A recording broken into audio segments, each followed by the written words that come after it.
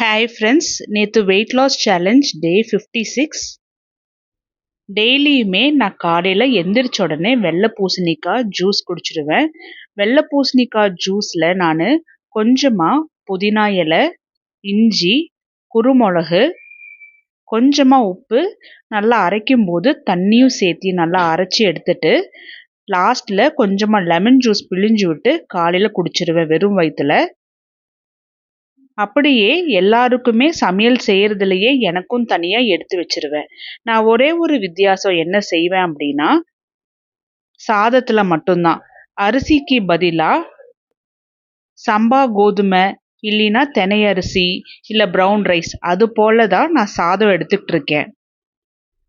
வெள்ளை பூசணிக்காய் ஜூஸ் குடிக்கிறதுனால எனக்கு நல்லாவே வெயிட் லாஸ் ஆகுது. ரொம்ப சுலபமாக என்னால் வெயிட் லாஸ் பண்ணிக்க முடியுது. நீங்களும் ட்ரை பண்ணி பாருங்கள்.